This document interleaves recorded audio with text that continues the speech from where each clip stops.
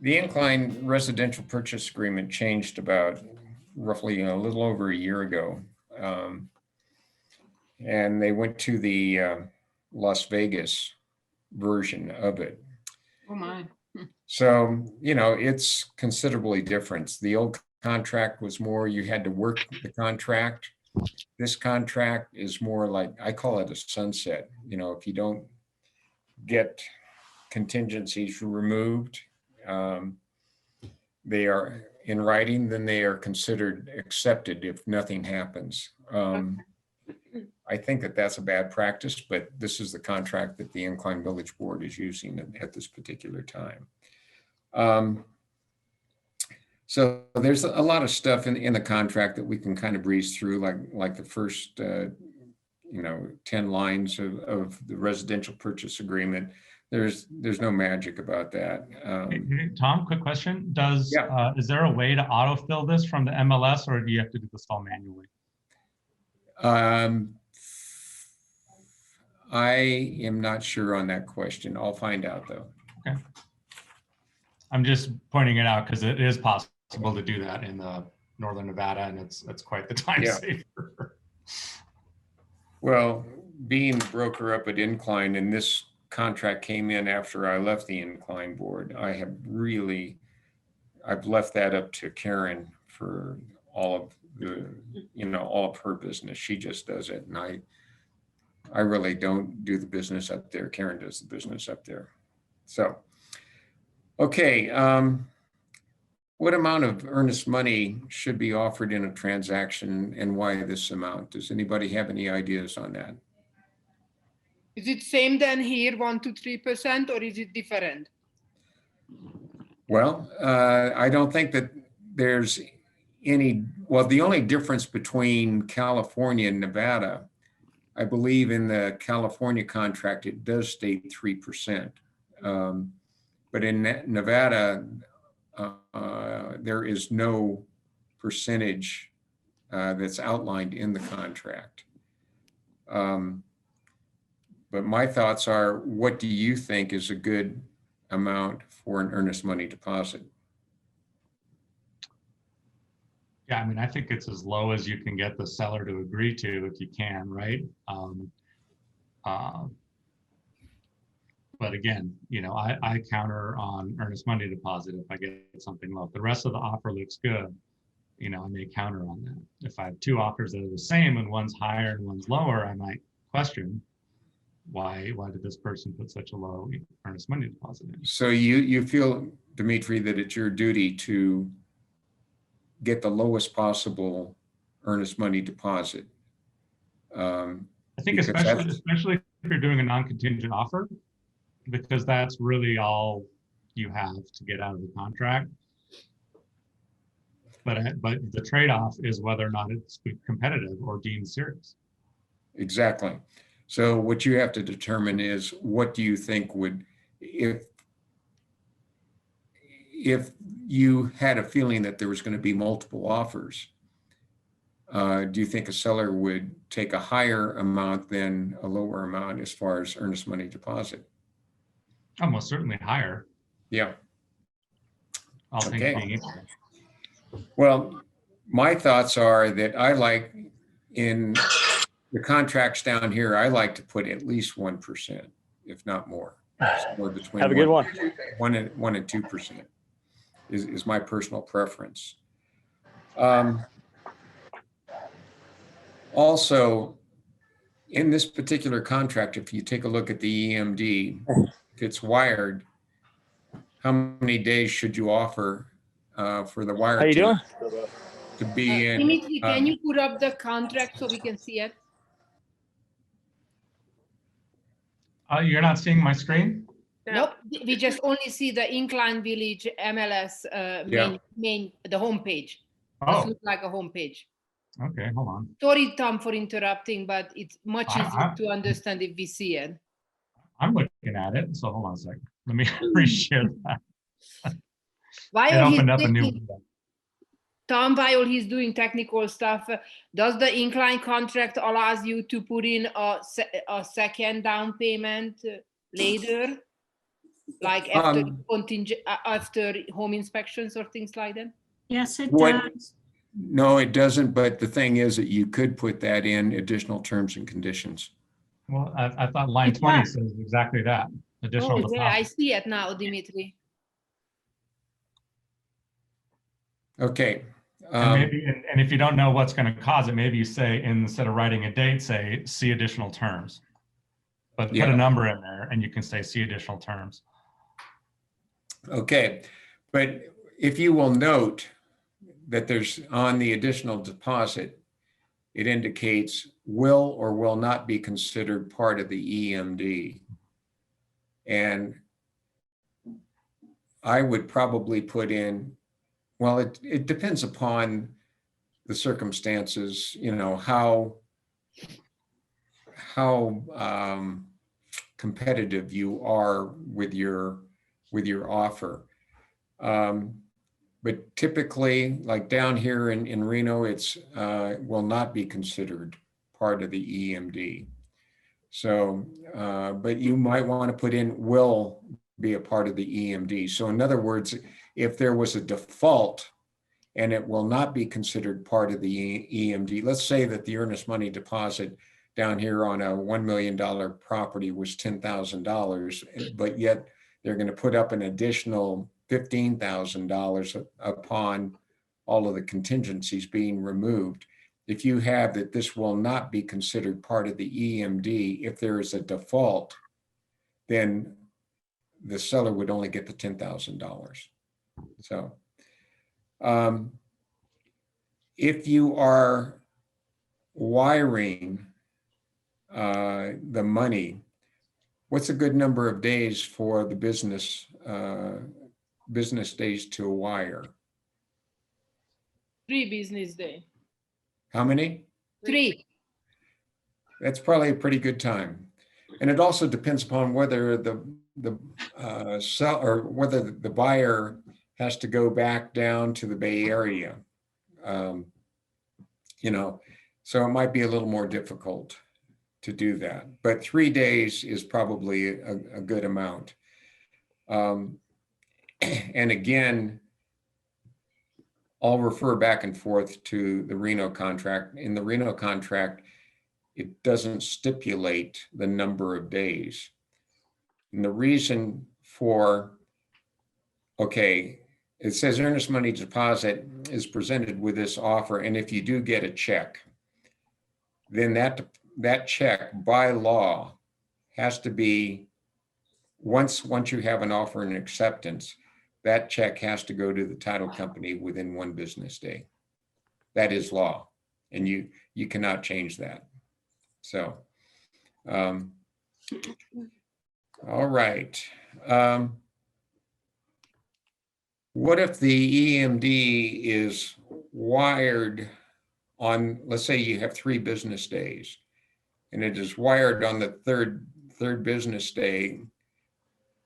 The individual doesn't get the wire off until after 2 o'clock. So that means that it's not to be received by the title company until the 4th day. What is? I think showing that it's initiated within 3 days is the key here. Doesn't say that though. It doesn't say that. So it's kind of ambiguous at this time of whether, you know, if you initiated it and it's not received until the 4th day, it's questionable whether you have a deal or not. So the thing is that it might be better to maybe go 4 days or 5 business days to make sure that the buyer can get it in on time. That's my particular thought on that. Yeah. You know, and I don't know about the legal ramifications, but just because you initiated it, if it is not in the hands of the title company, it's like a purchase agreement, an offer and acceptance.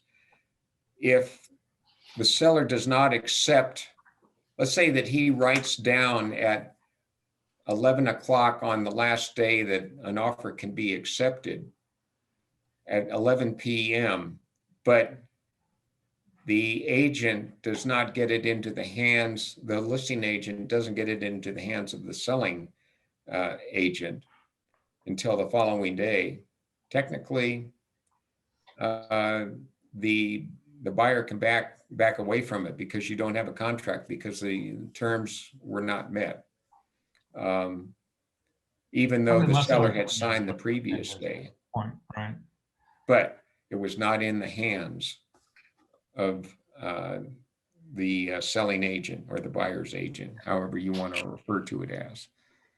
And So it does say deposited within, then you say 3 business days if wired. So they need to have received it according to the contract. But as Susie also knows, because we went through this. Yeah, from a nightmare transaction, we are very knowledgeable about this with Dimitri. Yeah. So, I mean, there's an argument to be made that that's not, that's a technical breach of the contract, not a material breach. But just avoid it. Just do the stuff when you say you're going to do it. And if that means putting in 5 days, put in 5 days. And they can counter that. They can do whatever they want, but just get it done. I agree with that. Yeah.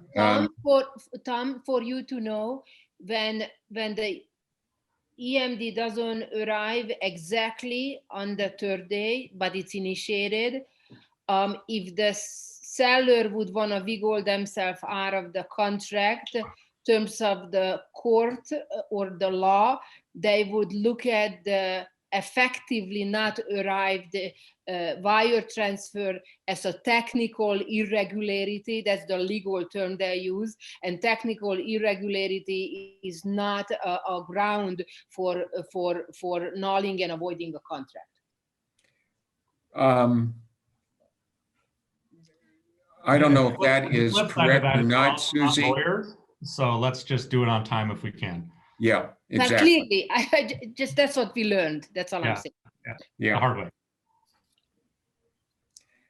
Okay, so we discussed also, can an additional deposit be a part of the EMD? If no, why? If yes, how? Well, in this particular contract, it states specifically that an additional deposit is either part of the EMD or not.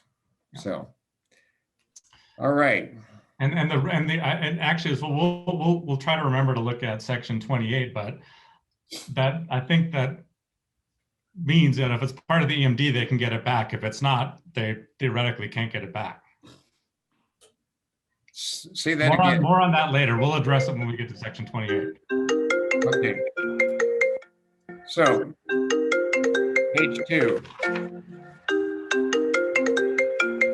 What the hell's going on? I don't know. It's not me. It was Okay. Nancy. I muted her. All right, on page 2, Page 2. it says close of escrow shall be on or before. Why? Okay, I have indicated this many, many times through, teaching contract. What line are we on? So no. We're on page 2, right at the top. It says additional financial terms. Yes. Whoops. Actually, my page was off. I'm sorry. Okay. We'll get back to the close of escrow. It's on the top of page 3. Oh, My pages were a little bit off.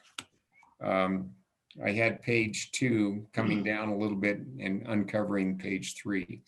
What's a good time for loan contingencies to be removed? depends. On?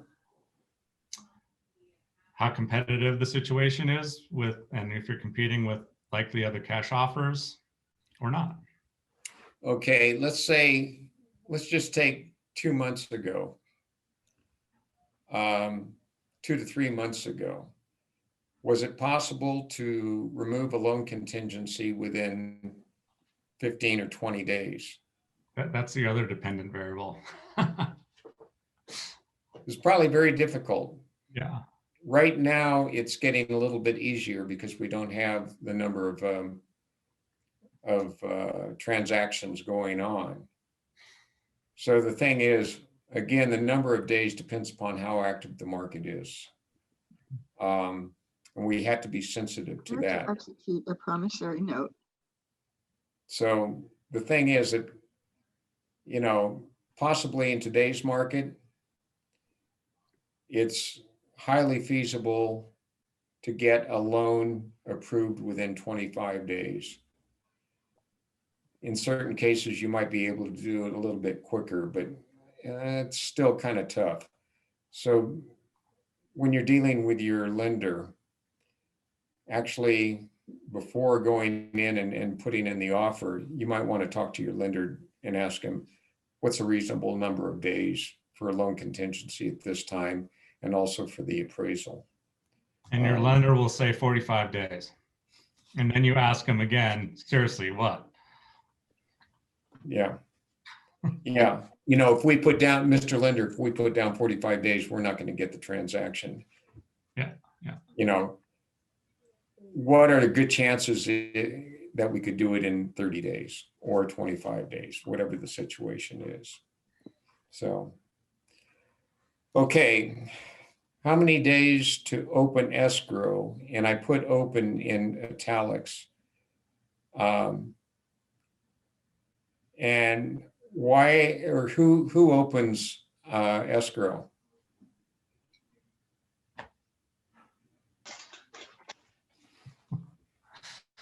Okay, no answers. I Okay. think the buyer and the seller do when they sign the escrow instructions. Well, the thing is that this contract really doesn't indicate who opens it, but it just has to be opening the escrow shall take place 1 business day after acceptance of the agreement. It doesn't say seller or buyer. Again, in the Reno contract, it says seller. That's right. But not in this contract. So, you know, if you're dealing up in Incline Village, you know, either the listing agent or the selling agent can open up escrow, in my opinion. All right.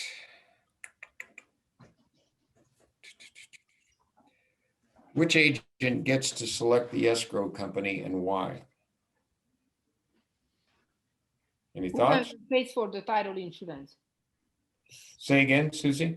Whomever pays for the title insurance. Well, they both are paying for title insurance if you have a loan. So according to RESPA, real estate, whatever RESPA stands for, RESPA indicates that if the buyer pays for any portion of the title fee, they have the right to select the escrow company.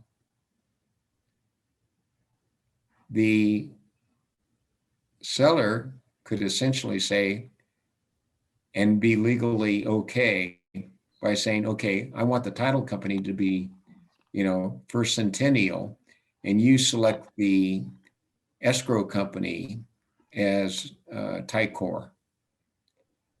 That's possible, but it doesn't really happen here.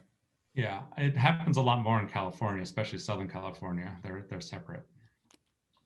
So, but the thing is that you'll note here down in Reno and up in Incline that many times the selling agent or the listing agent will say, well, they'll counter and they'll say, if you want First Centennial, they say, well, I want First American. You know, and they actually put it in the counter offer First American, and you have a loan.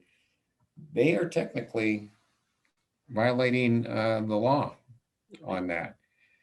But do you want to get into a pissing match over who's going to be doing the title company?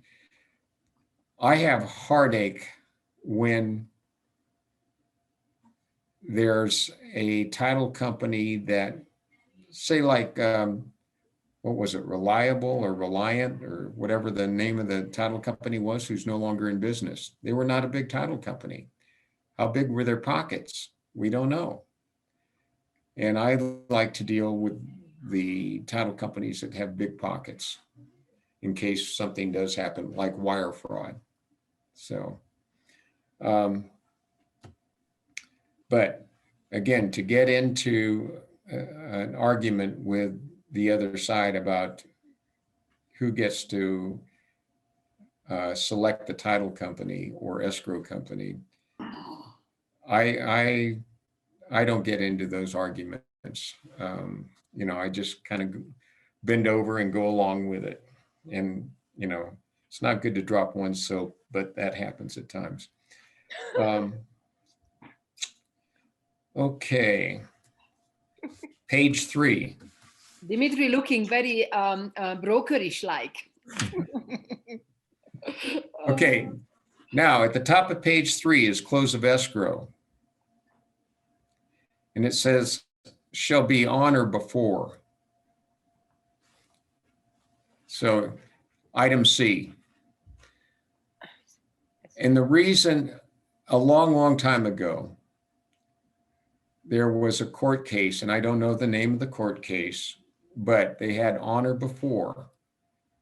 And the thing is that let's say that the seller got a very good offer. And so he comes back and says, okay, on or before. And it's the offer that came in afterwards is really a very clean, good offer, quick close, all of that type of stuff. And so the seller says, after 3 days in escrow, says, I want to close within 4 days from today. Is that on or before? Is there anything that says by mutual agreement? No. So the thing is that if you're going to close escrow, if you want to close early, it has to be by mutual agreement, not just on or before. And either party could go on or before. The buyer says, I want to get in really quick, but the seller's having problems getting out of the property. But the buyer says, you'll close, you know, within 1 week from today. They would be obligated to do so to stay in contract. So on this particular page, what do you think is the most important section on this page? Anybody have any ideas? 7, maybe. Okay. What about 7?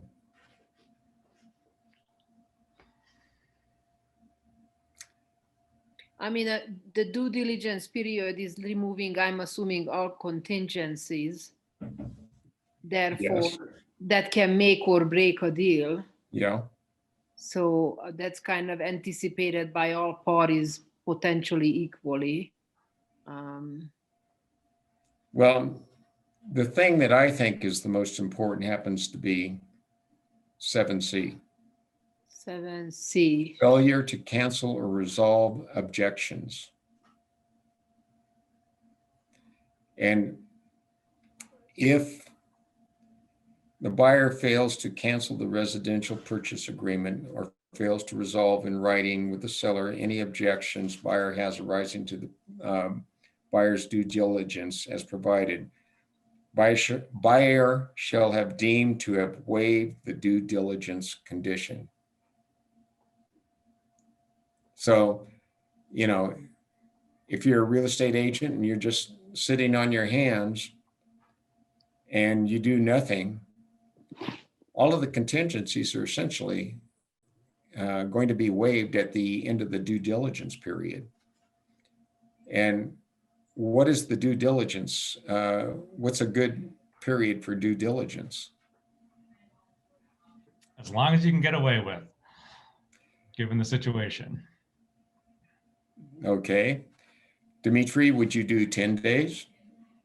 There's the number of factors, like sometimes you can't schedule people, sometimes you're might be going against a non-contingent offer. So yeah, I mean, I think if it's very competitive, it's, as short as you can reasonably get it done.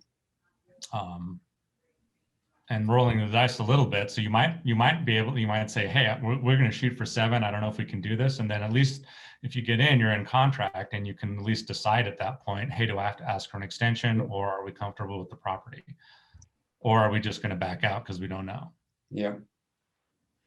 Also, good point. Also, like in 7A, right at the bottom, it says, if buyer cancels this agreement due to specific inspection report, buyer shall provide seller at the time of the cancellation with a copy of the report containing the name, address, and telephone number of the inspector.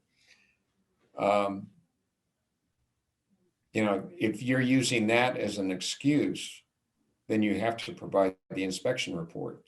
And this is the only place where I see that you have to provide the inspection reports to the seller of the property,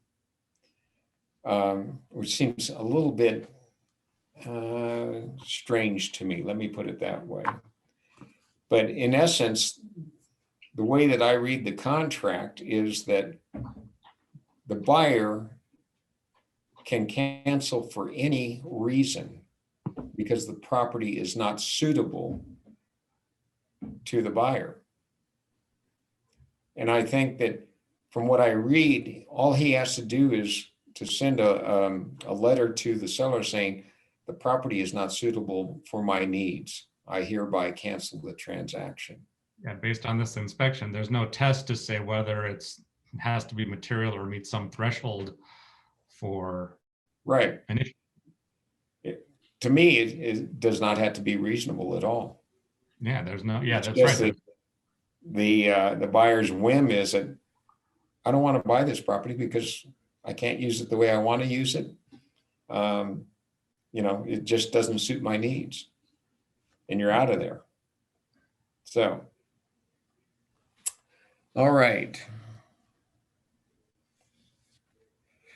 Also, what I find is rather strange in this section 7, buyer's due diligence. Buyer's obligation is or is not confined to the buyer's due diligence defined in section 7A below. The condition is referred to as due diligence condition. What line are we on, Tom? I'm sorry for interrupting, but sections, what line are we on? We are on lines 16 through 21. Oh, okay. Okay. This condition is referred to as buyer due diligence condition. If checked in the affirmative, sections 7A through C shall apply. Otherwise, they do not. Buyer shall have, like 30 calendar days, etc. The thing is that if you check that this is not a condition of buyer's due diligence, that sections 7A through 7C do not apply, I'm going, then that means regarding the due diligence and having to remove everything or not approving a due diligence, I think that that's thrown out the window. But that's just my interpretation. So I think, you should always be checking the buyer's obligation is contingent upon buyer's due diligence. Otherwise, I think that you're opening up a can of worms. Just to protect the buyer? Yeah. Yep, and probably to protect the agent also. Yeah. Okay. Going back to 7C too, in the Northern Nevada Regional MLS contract, it says the buyer has to initial those. This doesn't give an option of not letting these pass, but how do you, is this required? Basically, do buyers have to initial this? Well, I have heard that buyer does not have to initial it for this if he does not initial it, it still applies. So this is, again, And then B takes over, they have to do it they're saying they do it in writing. well, the thing is that Karen had a class with a Las Vegas, I'm not sure if he's a realtor or an attorney. And in that class, this guy has many credentials. And he said that if a buyer fails to cancel or fails to initial 7C, it still is applicable. So, Okay. all right. Yeah, because if they don't do it according to B either, then there's nothing that says they'll get their AMD back. Again, these contracts, they're not perfect. Yeah. So, okay, I mentioned about the buyer can cancel the transaction due to the property not being suitable to the buyer. All right, page 4. On item E on page 4, certification. It says that in the event an inspection reveals areas of concern with the roof, septic system, well, wood burning devices, or possible presence of fungal contamination, that buyer reserves the right to require a certification. Well, the thing is that it doesn't say who's going to pay for the certification. It's kind of an assumption that the buyer is going to pay for the certification. Because it says the expenses for certifications will be paid outside of escrow unless the parties present instructions to the contrary prior to the close of escrow.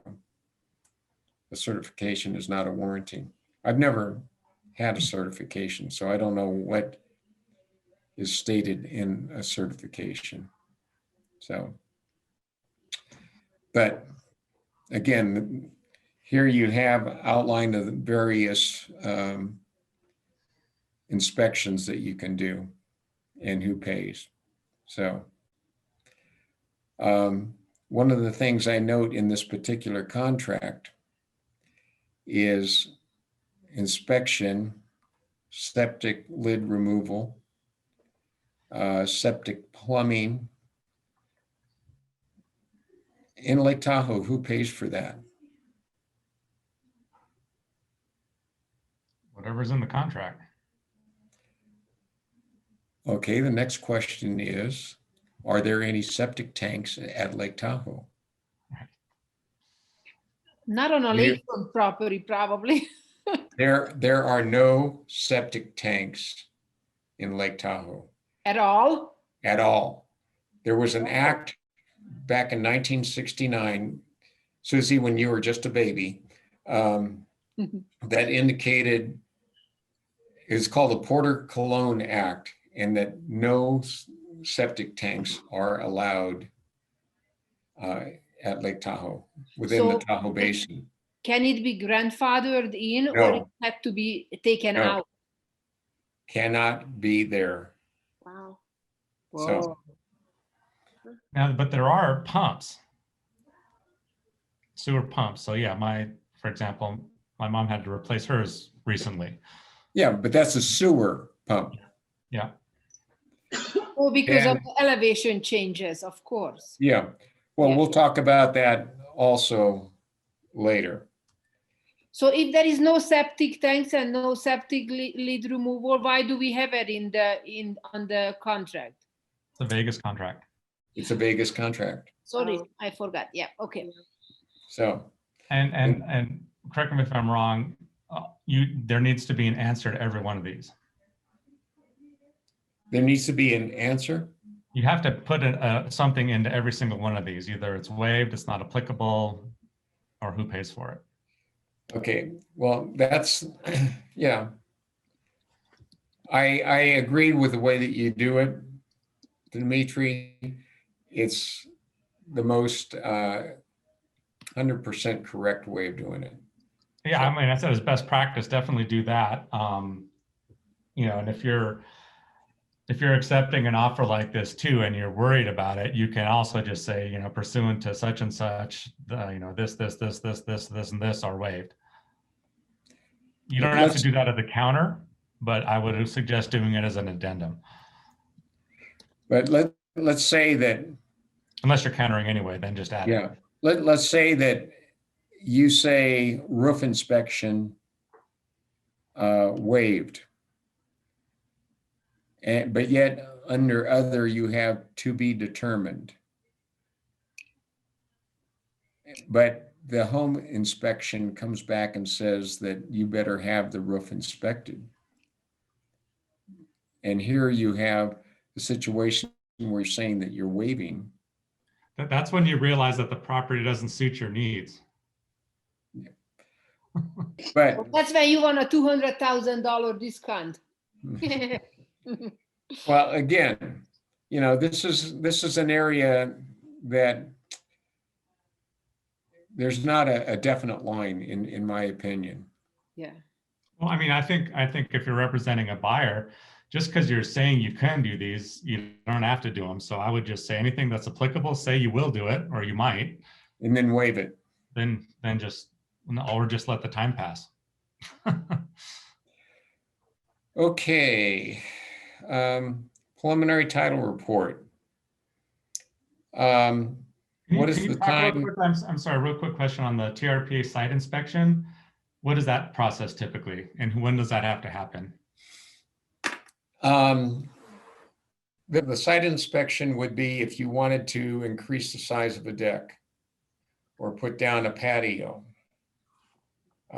which requires TRPA approval. That would result in a TRPA site assessment.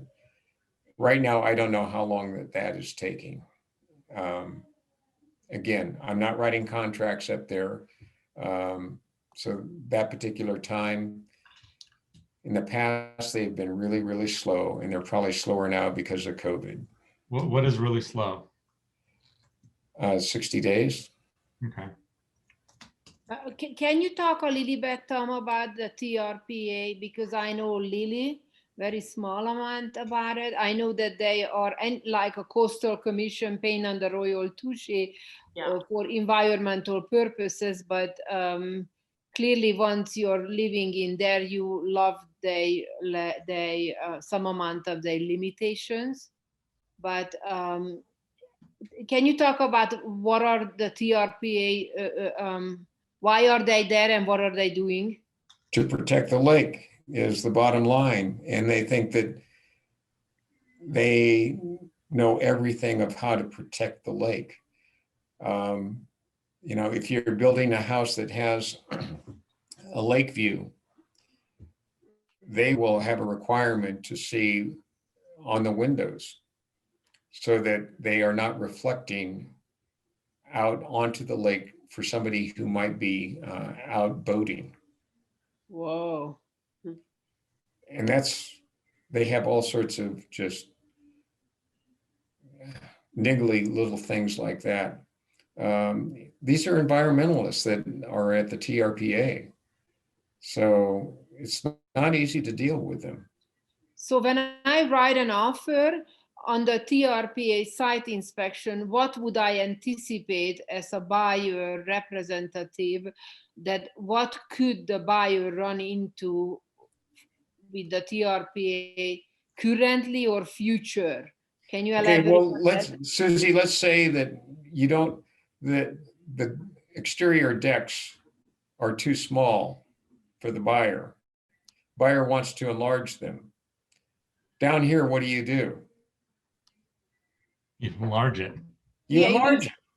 In Story County, you say nothing, you just do it. In Washoe County, you might ask for a building permit, but yes. Yeah. So the thing is, up there, you have to get TRPA approval to have additional coverage that a deck would impose upon the ground. there's only a certain amount of square footage on any lot that can be covered. The maximum amount of coverage is 30%, and that includes blacktop, patios, decks, and building, or anything else that would result in water not permeating into the soil. How about pavers? Pavers fall into that category since they are not permanent. No, they fall into that. What was that? Pavers are considered impervious. Yes, they are, but they do have some type of pavers that you can use that will allow water to seep into the ground. But let's say that you have 100 feet and you have the approved pavers. It's not going to be 100%. You want to do 200 additional square feet of coverage. And the pavers, if you put the pavers in, they would say, well, you can't do it because the pavers do not permit a certain amount of water to permeate that ground. And it's a very complicated process to go through. And that's why you get TRPA consultants who deal with this on a daily basis. Yeah, And that's what you probably advise. you as an agent should not be involved. Does the TRPA has a say on what's going in the house? TRPA has what? Do they have a say or a jurisdiction what can be done inside of the existing structure? No, once you're inside of the house, no. No. Okay. But again, if you have a nice, great big view property and you all of a sudden put a wall of windows up on the view side, you're going to have problems. Or if you're going to take down trees that are in front, okay, your living room, you have trees and then you have the lake. You just can't go willy-nilly cutting down trees up at the lake. It's a heavy fine. How about cutting them up, cutting them No, back? No, nothing. no. And you can't poodle trim them, which is you have some lower branches and then in the middle, you take out all of those branches and then on top you have more branches. Can't do that either. Poodle trimming is not allowed at all. And again, heavy fine. So that's the way it is up there. So Or is it cheap? What is the BMP? Sorry. BMP, Yeah. best managed practice. What is Essentially, that? best management practice is making sure that the water can permeate into the ground and not result in getting into the lake without going into the ground. So it's things like on the for roof instance- line where the water comes down, you have to dig a trench and then put pebbles in it. Okay, Or you have a roof. to be something to keep the water from just flowing off and Yeah. taking topsoil and going down to the lake. You have a roof and the snow comes off or the water comes off from the roof and it goes down and it hits bare ground. And so it splashes dirt closer to the lake. TRPA says, no, that's not permissible. So what you have to do is that you have to have like a 2-foot gravel trench. When the water comes down, it hits the rocks and doesn't hit dirt. What about snowmelt? What about what? What about snowmelt? Do they have a say on that one? I don't think that's as big a concern because when it melts, it tends to melt somewhat slowly. Yeah. Okay. And also you'll see like you have a steep driveway and the water goes shooting down the driveway. Well, if that's the situation, then you have to have a slotted trench at the bottom of the driveway that diverts the water over to a dry well, which is typically 3 feet by 3 feet by 3 feet. water drains into that, into the dry well. You know, there's just all sorts of little things. If you have bare ground on your lot, TRPA is going to require that you provide certain protection that the water just doesn't sheet off, let's say, the hillside. And in the past, you could have pine needles on that portion of the bare lot, but then you have the fire department saying that's a fire hazard. Oh. You know, there's all sorts of crazy things that go on up there. What about the soil inspection? If there is no leach field, why is the soil inspection important? It depends upon how much permeation the water can, how fast the water can permeate the land. No, I understand that. What is it? What is the soil inspection? But why is it important on an already established and functioning home? It would not be. If you had a vacant lot, or if you wanted to also increase the size of the property, you would have to have TRPA assessment on that. Does this contract goes for both a single family resident and a vacant lot? Well, it's essentially the same, yes. Okay, sorry, Dimitri. But you might also want to do a soil inspection if, you know, it's obvious that the propane tank leaked, or that there used to be a, you know, a storage tank full of diesel on the property for whatever reason, you know, that kind of stuff as well. And we'll get into that also. What is the time period to obtain a prelim? It's the bottom of the page. So it's 10 days, 10 business days. 5 days to get it. Then 5 days after you get it, you have 5 days to review it. The buyer or the seller, pardon me, the prelim has to be ordered within 2 business days of offer and acceptance. And then from the 2 days from it being ordered, the title company has 10 days to produce the title report. Once you receive the title report, you have 5 business days to review it. And on the title, when you order the prelim, or when the prelim is ordered, I find it very important to go through the items that the CC&Rs, any subsequent easements, that I don't get easements that are in 1985 or 1990. If there's an easement that has been created after the year 2000, and this is arbitrary, then I get the title company to provide that with me, or for me. And the thing is that there are certain exceptions that occur. For instance, a revocable easement on a property.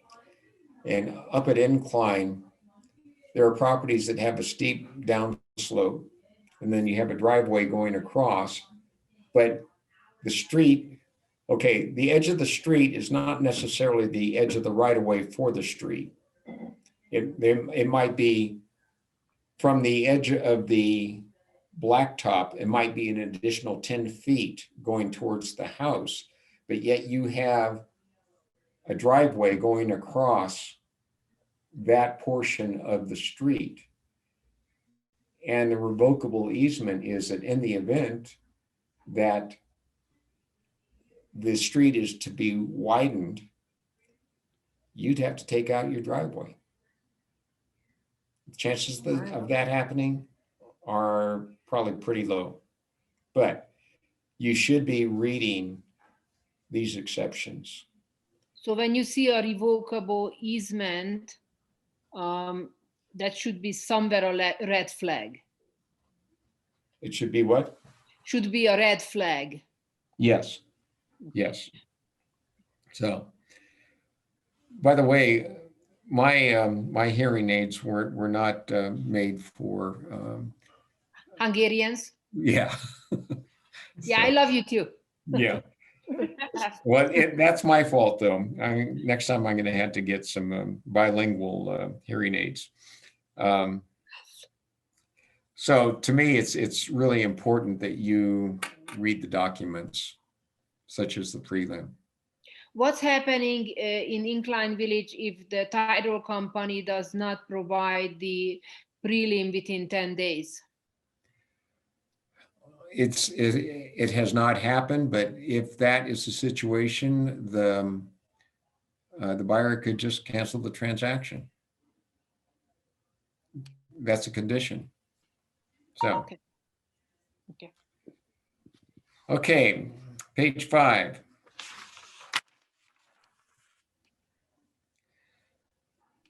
Who pays for the home protection plan?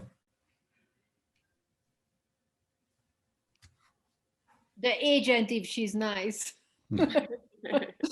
Always try to pin it on the seller if you can. Yeah, of course. Well, the thing is that if the agent is going to pay for it, if the buyer's agent is going to pay for it, how can you, in this particular section, how can you indicate that? Oh, I see nothing. Yeah.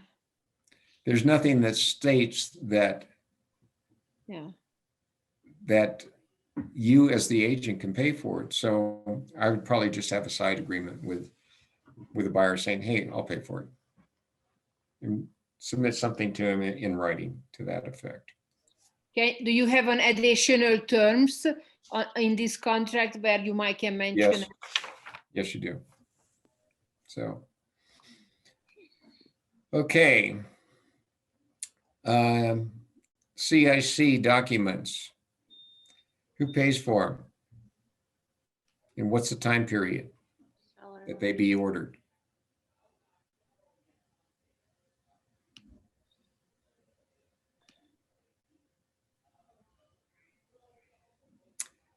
Okay, seller pays for it and has 2 business days. Now, how many days does the HOA have to deliver the documents?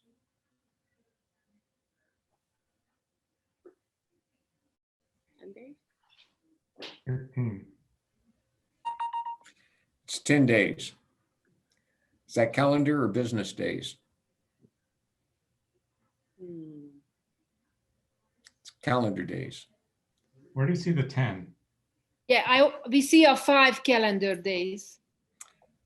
I know from my experience that it is 10 days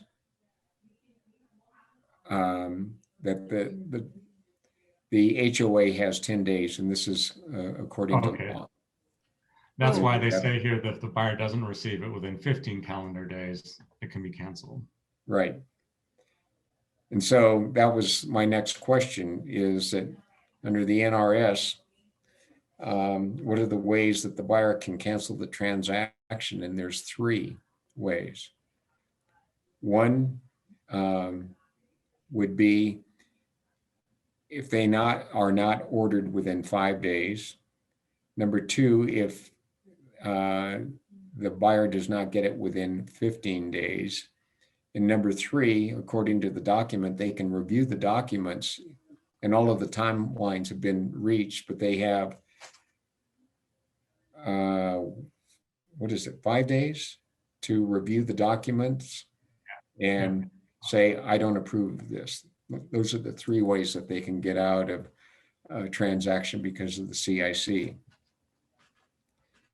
Tom, in Incline, how proactive the HOA folks are sending out the HOA docs or conversing potentially with either the buyer's agent or the buyer? How diligent are they in getting them? Getting them or communicating with the buyer agent or the buyer? They've been fairly good because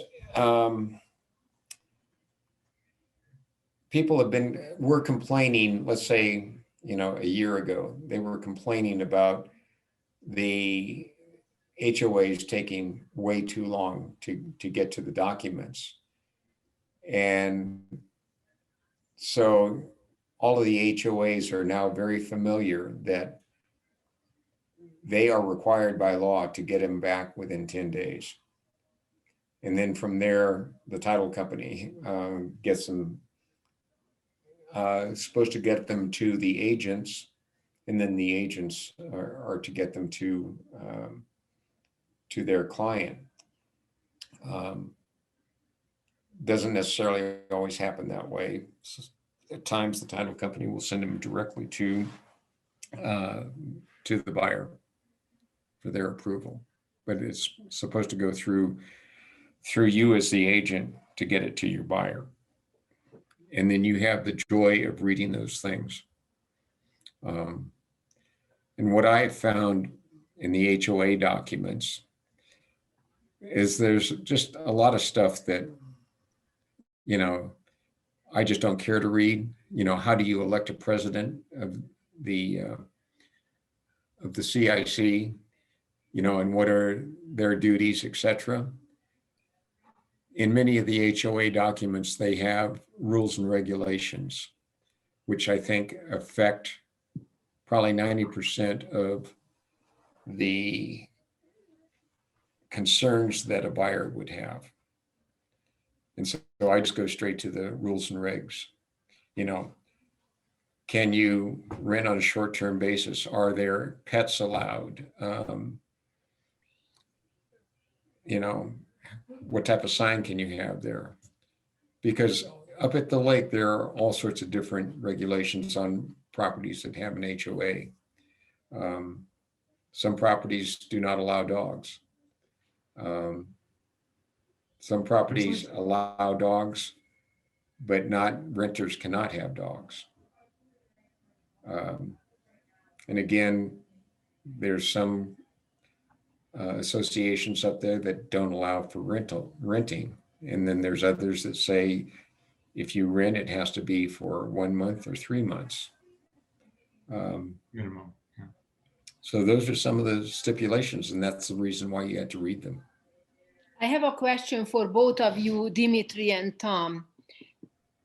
I have been many, many years treating the title report and the HOA docs. I do glance over on it, but I don't interpret it to the client because in my mind, the title report is a legal documentation and I do not have a law license. And the HOA docs are a membership rules and regulation, and I am not the one who's gonna have a membership. So I tell my client is please revise them, read them to the extent where you need to, for you to have a comfort level moving forward with this transaction. In terms of the title report, I tell them that the title insurance is your saving grace, where the title company will guarantee you to get the home with a clear title, no cloud on it. Anyway, so am I right or wrong pointing the finger to the owner to digest the information and make their decision if there is any? You're saying for the buyer. Yes. Yeah, not Because the I owner. don't want to take responsibility of understanding this documentation, and if I don't point something out later coming back to us, but Susie, you didn't tell me that the HOA said that. Well, Susie, you're a female and I'm a male, and I have to have chutzpah. So the thing is that the way that I look at it, I'm getting paid the most money of all of the people around, in the transaction. So I do take a look at it and I say, you have to read this, but what I see is important are these items, regarding for sale signs, regarding pets, regarding obnoxious things that are going on your property. I tell them, I do not expertise as review financial matters because, I'm not an accountant. So the thing is that I think that for me, I have to look at this stuff because I'll most likely be getting questions and I don't want to look more stupid than what I am. So, I review those. It's a low bar, but yeah. So, okay, you review them, but do you advise them? I inform them. Okay, fair enough. Okay. Yeah, I mean, I think continue to say, hey, it's your responsibility to read and understand these. What I see is this, this, and this. And Yes. I still suggest you read the rest of it. Yeah. And the thing is, like, Karen and my tagline is that we provide, you decide. We provide all of the information of what is good and bad, and then let the client decide what he wants to do, he or she, or it. Am I correct on all of that type of stuff? Yeah. So. Okay. All right. Do we know what the open range disclosure is? And was on the inspection reports, I believe. I don't know why I included it. It's one of the disclosures they highlight right here. Yeah, line 43. Okay, all right, yeah, okay. Open range disclosure. Basically, does the property back up to BLM land? And are there cattle raising out there?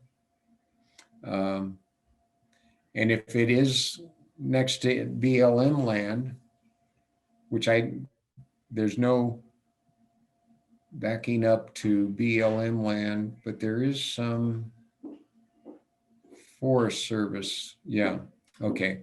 There is some Forest Service land that some of the properties will back up to at Incline Village. And technically you should have an open range disclosure. And that requires a signature of the seller and it has to be notarized. Who's providing the open range disclosures? You find that in your this your tier on form. disclosure says seller will provide the following. Seller provides. Yeah, I'm sorry. Yes, I see it. Same than here. Yeah. So,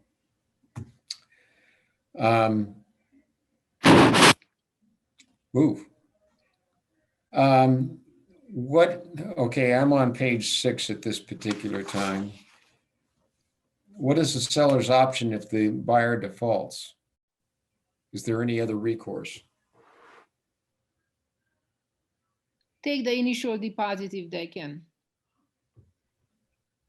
That's the only recourse, according to this contract, is the initial earnest money deposit, or unless the buyer has indicated that, they have an additional deposit and they're saying that will be a part of the EMD.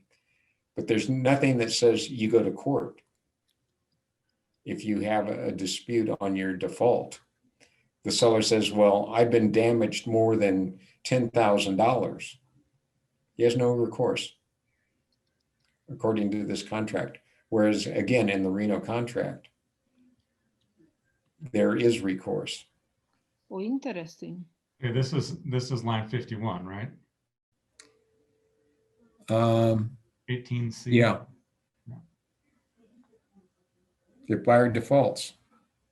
Do you agree, Dimitri? Oh. Well, here they're agreeing to it.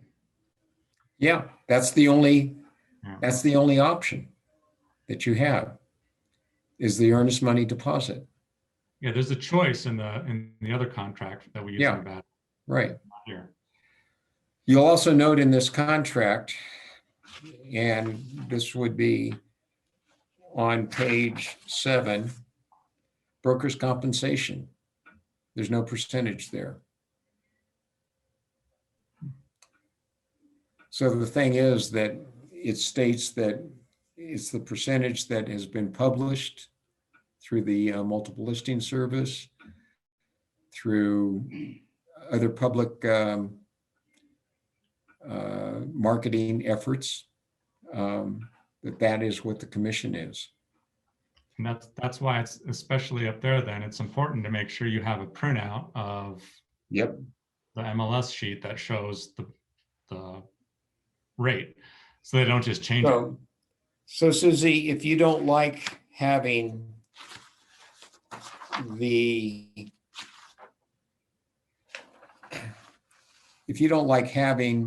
not having the commission spelled out, can you put it in additional terms and conditions in I this think contract? shortly putting anything in additional terms and condition, which might be in a gray zone in the contract, is advisable without too much altering. So I would, based on. Then you're going against NAR. I know. So Then I have no answer, sir. So in this case, yeah, it's because you're not a party to this agreement. What you can put in the additional terms is just a statement that says buyer and seller acknowledge that the brokerage fee amount for the buyer's agent as listed in MLS is X. If you want to. I'm not sure about that, Dimitri. I'll have to find It's that just a one out. statement. It's just a statement of acknowledgement. You're just saying buyers and sellers acknowledge. I see where you're coming from. If you do an acknowledgement that does not fall into the category of altering a contract, that's what you're saying, Dimitri?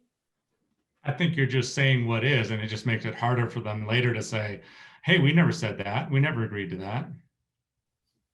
It's like, yeah, you did. You acknowledged it. Well, for some reason, the Las Vegas contract does not have it in there, and I'm going to have to look into that a little bit further.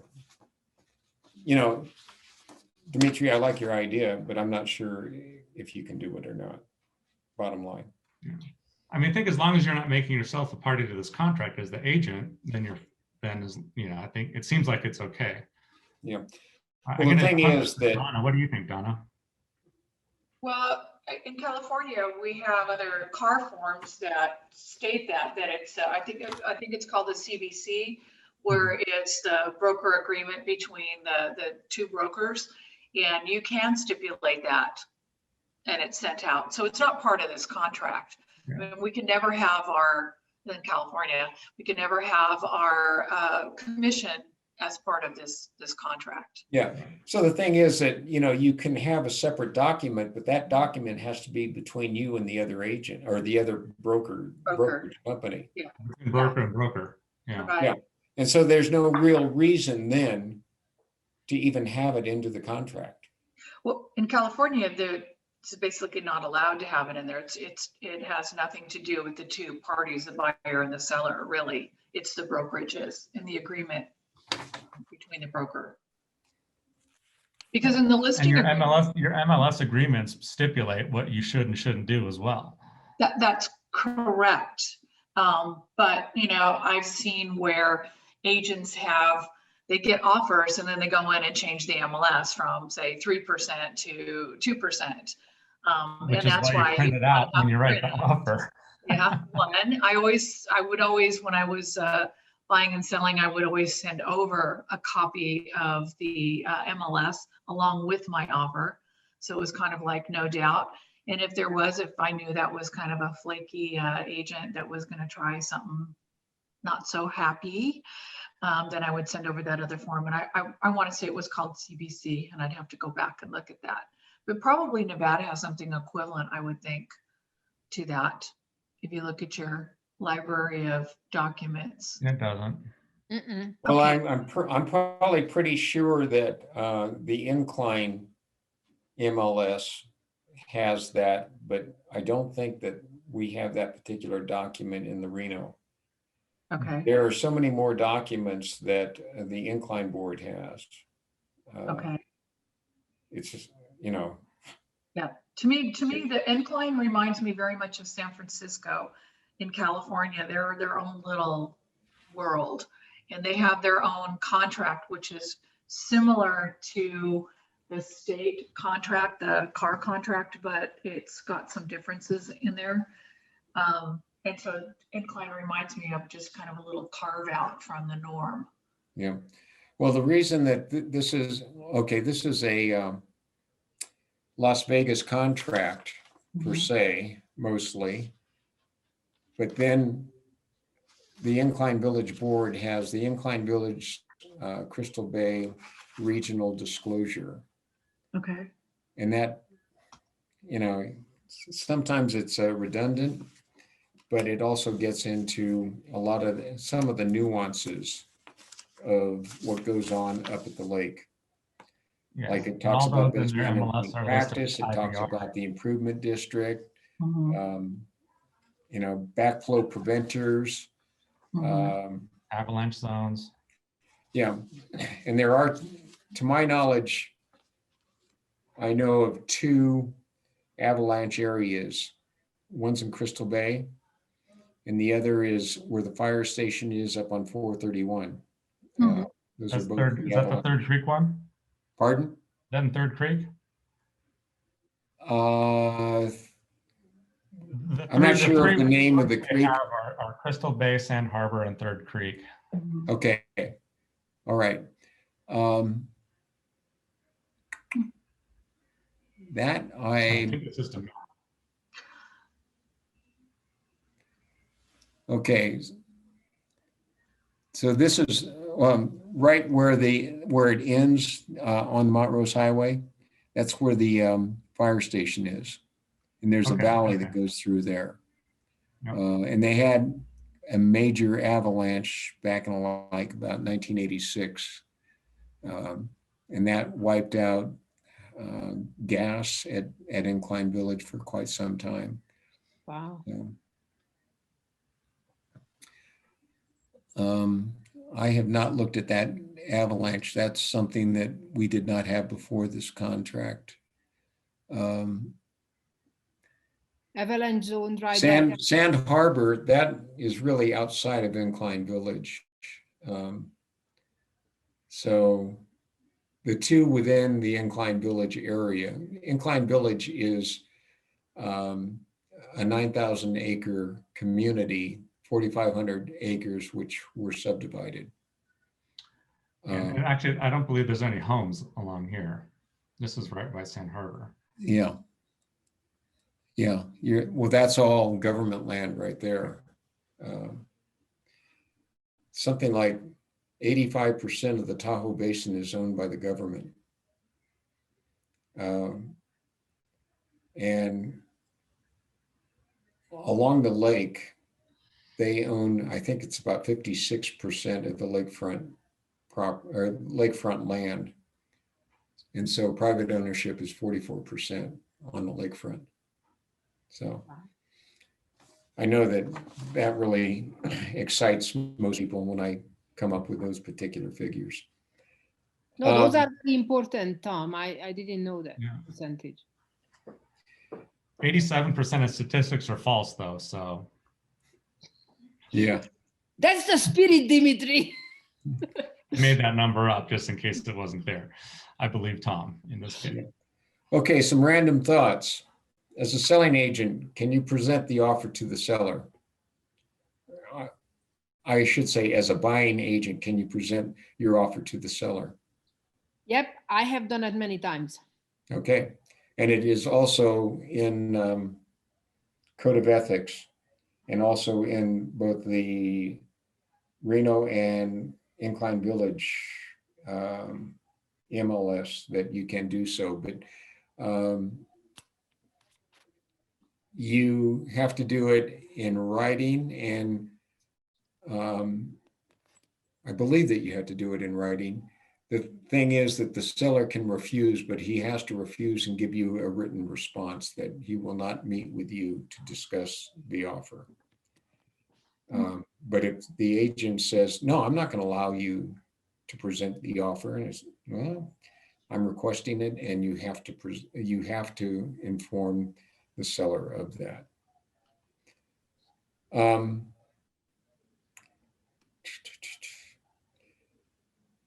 Which Incline Village lakefront homes have Incline Beach privileges, and why? First of all, I'm going to indicate that there are 3 beaches at Incline, which is actually owned by the owners of Incline Village.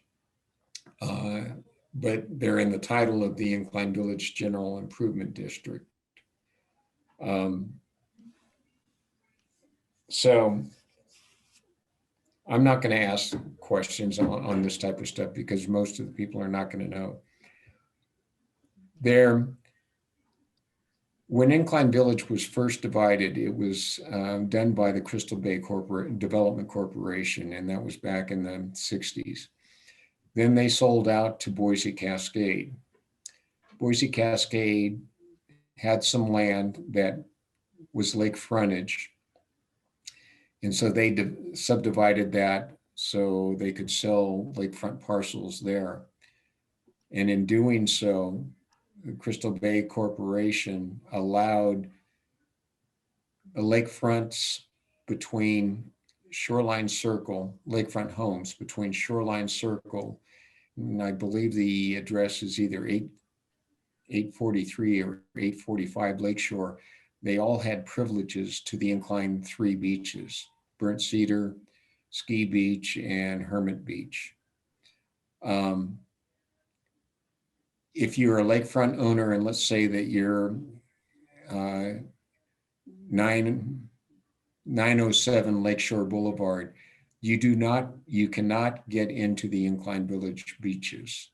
However, you have all of the other privileges, recreational privileges of Incline Village, which is golf, tennis, the community center, or the recreation center,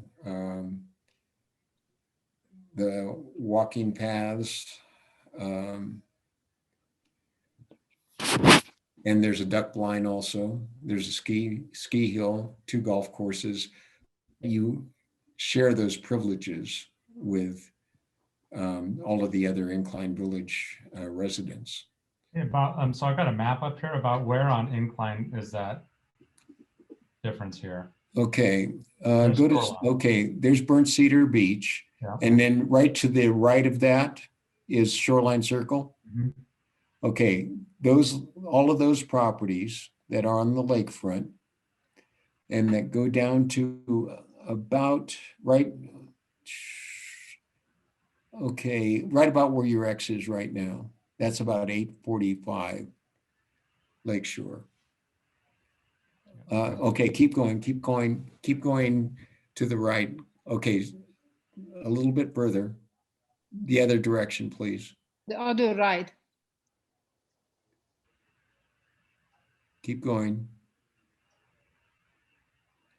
Okay. That Sand Beach should come up very shortly. It's right about in there.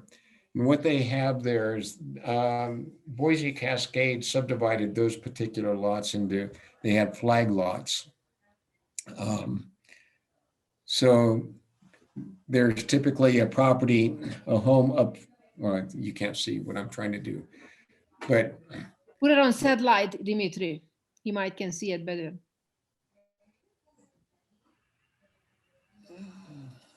it's going to be, okay, Abbey Peak going west is roughly where it is that they have lake frontage. So here that way Yeah. to the far end. So of Shoreline. it goes down to Shoreline Circle, and all of those have membership or have rights to use Burnt Cedar Beach, Incline Beach, and Hermit Beach. But these don't? All of those properties do. It's Okay, the just the lakefront. lakefront ones, because they have lakefront, you've got your own beach, suck it up. Yeah. Yeah, That's terrible, isn't it? yeah. So when True, first when 1%. Incline Village, first became incorporated, the lakefront owners, all of the lakefront owners, you know, they superseded the Incline Village, and they said, I don't need to be a part of the Incline Beaches because I've got my own lake. Oh, one other kind of important factor about lake frontage is that the difference between California lakefront and Nevada lakefront is that you as a lakefront owner in probably 98% of all of the lakefront properties in Nevada have ownership to low water mark. In California, you only have ownership to high water mark. Where's the watermark? Pardon? Any sense for what the difference is? The difference is that if you have a boat in California, you can drive up and park your boat and have a party on the lakefront in front of your property. In Nevada, you can't. Yeah, unless the lake's up to its full rim. Well, yeah, it's 68, but it's at 6,228 elevation. Yes, you can go up to that, but actually you can't because you own the property underneath that water.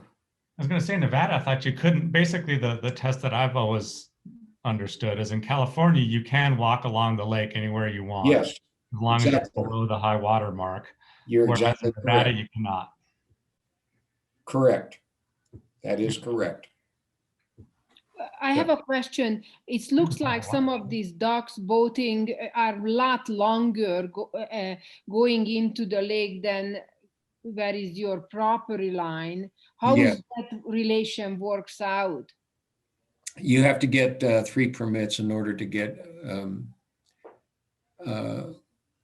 a pier.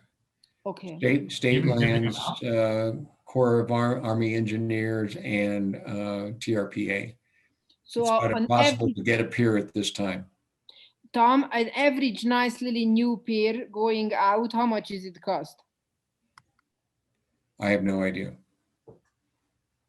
Sorry. But that's okay. You know, it's the cost also is involved in going through all of the agencies. You know, to build it, I have no idea. So. Is it difficult to have a permit for a new pier? pier? Yeah. Almost impossible. Yeah, that's it. Okay, that's what I thought. Okay. Okay. How about one more question? I'm sorry, regarding to lake. How much is a factor when a buyer looks at a lakefront property, the sandy beach versus the depth or rocks or the terrain underwater? Can you elaborate on that a little bit?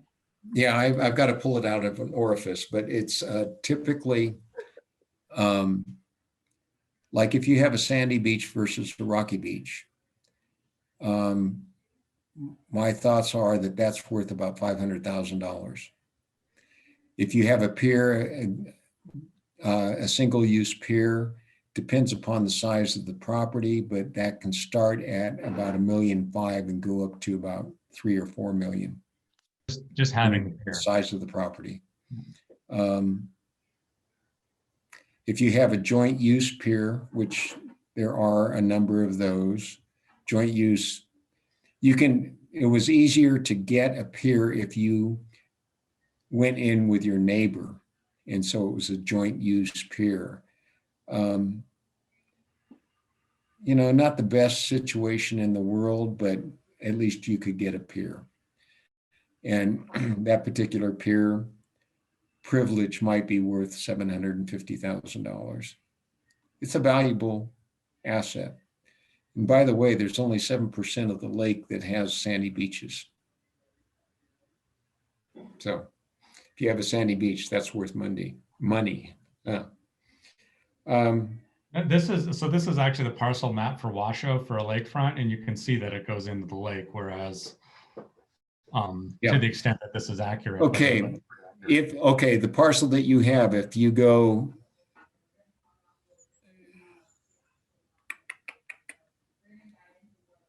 okay, if you go 3 parcels further west, can you click on 18119? This one? Okay, that is where they do not have privileges. That is 845, so it's 843. The property next door going west, yeah, that one. That particular property is 843. That is what we call a flag lot. And the reason being is that you have the pole that goes up, which is typically about 15 feet wide. Mhm. It goes up to Lakeshore Boulevard. Right. Right, and you can see they have a sliver of access and property. Okay, on them. yeah. Yeah. So the property that is to the east of the one that you have highlighted is worth much more money because they're typically about 85 feet of lake frontage. Mhm. And you see that how that goes out into the low water mark. Yeah. Okay, and I didn't realize there were this many flag lots here. Now it makes sense why those do have access to the pools. Yeah, well, that's that's why new you're for taking me the too, class. Dimitri. Yeah. So, but I never thought listening to you would be worth anything, Tom. Thank you. I concur. well, thank you for that because now I feel that I might have something worthwhile. You And You've there's been looking some, for your whole life, so you're welcome. yeah, it's a long time for that to come around. There's a number of properties along Lakeshore Boulevard, the lakefronts, that have sewer pumps because the sewer line doesn't go in front along the lake. It goes up on Lakeshore Boulevard. And so the last I knew that sewage did not run uphill. So they had to have pumps. Pump stations, yeah. And the thing is that if that's the situation, Stupid mouse, sorry. you have to inform the seller of the property. And if they don't have, they should have a sewer pump, which they do, but they should also have a backup generator to make sure that the sewage gets out. Is that a requirement? It's not a requirement. No, but if they have a 3 days power outage, I would imagine you would wanna go to the bathroom in 3 days. Yes, exactly. Your neighbor's house. Yeah, but they have the same problem. Yeah, but it's not your problem.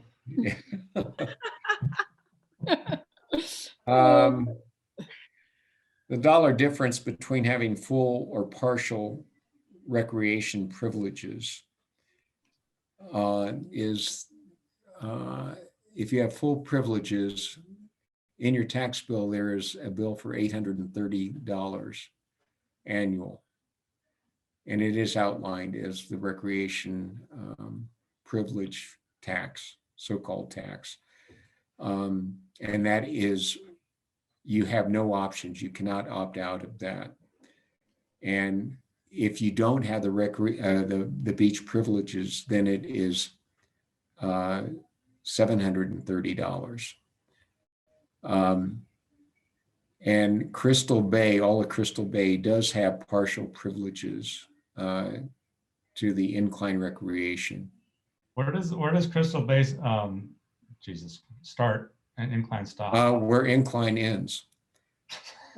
Where Sotheby's is. Thank you. Okay, roughly, okay, take your, okay, go towards California with your cursor. And I apologize, my mouse is super sensitive, so it's Okay. doing this. It's, okay, go north a little bit more. hold it now, go west. Okay, now come back south a little bit. West, south, this way? Yeah, that's too far. It's Here? right about, it's right about in there. Let's see what, So- yeah, you can just look at the address. Yeah, Let's on move that particular parcel, I think that's the last parcel that has Incline Village, that is in Incline Village. And that really does not have beach privileges. All of the properties from essentially where you see a pier coming out. This line apparently, right here. Okay, That's that's Crystal where, Lake. okay, but if you go further north to where the second pier is, that Here? is where Incline Village ends. Does it include or does not Yes. include that? Jesus, sorry. Right there. So privileges end here? That's where Incline Village ends. That particular lot does not have beach privileges. Okay, so it's this- Property that is a condominium complex, 122-530-00, Yeah. that has beach privileges. All of the condominiums within Incline Village on the lake do have Incline Village beach privileges. Okay. So.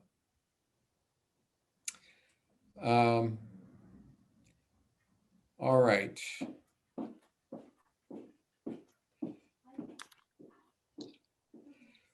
So this How one can you does- tell? Okay. Oil tanks used to be pretty prevalent up until 1972 in the basin or in Incline Village in Crystal Bay. That's when Southwest Gas finally got to Incline Village. And so they started to put in natural gas, and there was a lot of oil tanks prior to that. And you could tell, okay, a lot of people just switched over in 1972, or let's say between 72 and 75, they switched over to natural gas, but they kept the oil tanks there in the ground. And that's a problem because you could have oil leaking into the ground, or had it happening back in 1972. Well, if there is an oil tank there, it has to be, in the past, you could fill the oil tank with slurry, which is it's a concrete, but it's very, viscosity was, is almost like water, but not quite. And you would have to get a death certificate for that particular oil tank. And then TRPA was okay with that. But now you have to remove the oil tanks. And one way that you can tell if there's been an oil tank there is if the property was built prior to 1972 and they have radiant heat. That was most likely fired by an underground oil tank. And you could tell if, I saw as recently as about 5 to 7 years ago, a property that had a breather tube coming up out of the ground. And so I knew that there was an oil tank there, and the listing agent did not. And so we brought it to their attention. They thought I was full of it. Of course, a lot of people think I'm full of it, but that is one way to tell if there's been an oil tank there. And then you have to be very careful because it's costly to remove those oil tanks because you have to have the ground tested. And that's They happened make you quite a take bit. them out now so you can do soil samples below it. Yeah.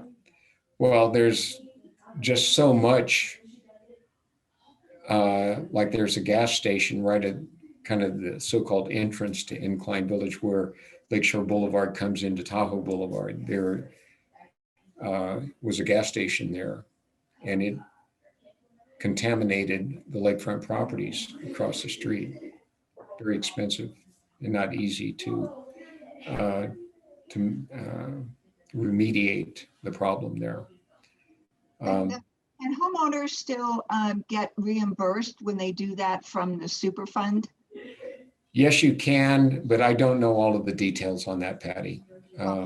That's a possibility, and that's something that is so rare that, you know, I really have not gone into it and investigated it. And I'm not going to do it for your pleasure, Patty. Sorry. Not a problem. And there was another question in chat from a while ago about what is an energy audit? In the past, I think it was almost required to get an energy audit from Nevada Energy, and at the time it was Southwest Gas and Sierra Pacific Power, just to see how efficient your house was. And at one time, they were actually requiring that to be done, and everybody just said, screw that, we're not doing that. So that was the energy audit.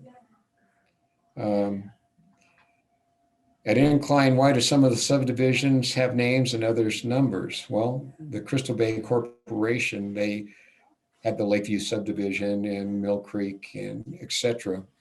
So they provided all names for their subdivisions, and Boise Cascade came in not being very imaginative, and they named all of their subdivisions, subdivisions 1, 1A, 1B, and then Unit 2, Unit 3, Unit 4, Unit 5. And my personal feeling is that Boise Cascade did not do Incline any good services by the way that they subdivided. But you can tell which are the subdivided subdivisions of Incline Village, because Boise Cascade put all of the utilities underground.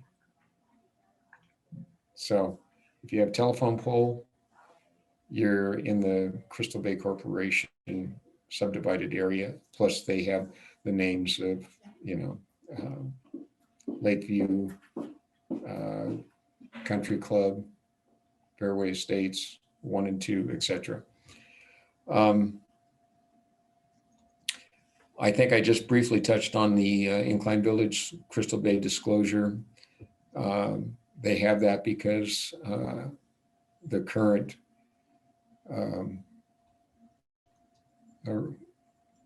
residential purchase agreement, RPA, does not address some of the nuances of Incline Village.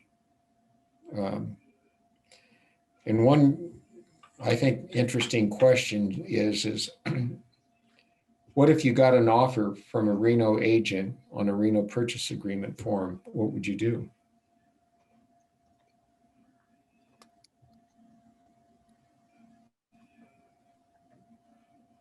Say that question again for the Hungarian, please.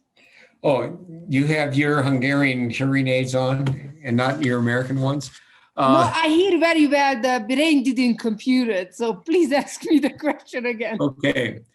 A Reno agent, he has a client and he's showing properties at Incline, but is not a member of the multiple listing service up here. And he sees the property that you have listed and writes the offer on the Reno contract. What are you going to do? If they're not licensed in Nevada? No, they're licensed in Nevada. I mean, I think you what have a the- really long agent. counter. Pardon? You have a really long counter about all the disclosures and other things that they need to require and all that stuff. Is there an easier way? Yeah, you can ask them to use the Incline contract. Either that or you counter with the Incline contract.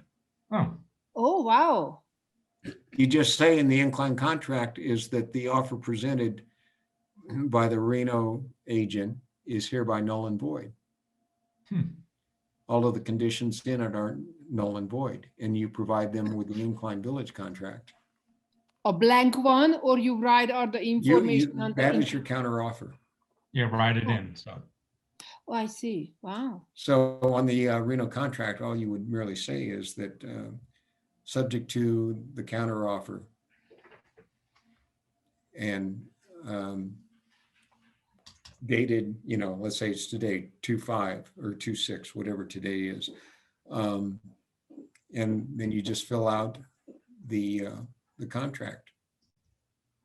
So in the additional terms and conditions, you say all of the terms and conditions in the Reno purchase agreement are hereby null and void. That's how I would do it. So, Okay. My boss, Karen, had some things that she thought that I should mention. One, who gets priority plowing at Incline Village? Priority is on school bus routes. They get plowed, I believe it's up to 4 times a day. If you are in a cul-de-sac, you're going to be lucky to get it once in 24 hours. So I'm pretty sure that most of us know what a backflow device is. And essentially it prevents, so it's supposed to prevent contaminated water getting into the domestic water system. And it is needed in particular when you close a transaction. If you don't have a backflow preventer, you should have one at close of escrow. If you don't have one, and many times when you have an as-is sale, because the property is a dozer, you're not going to go out and get a certificate saying that you have a backflow preventer there. I have a question. Where is a backflow preventer for a property? I know where is it in a sink, but where is it on a property? In a property, typically, it's on the highest point of the property. And it is just a system. It's a tube system or a plumbing system that cost about probably now between $1,000 and $1,250 to have it installed.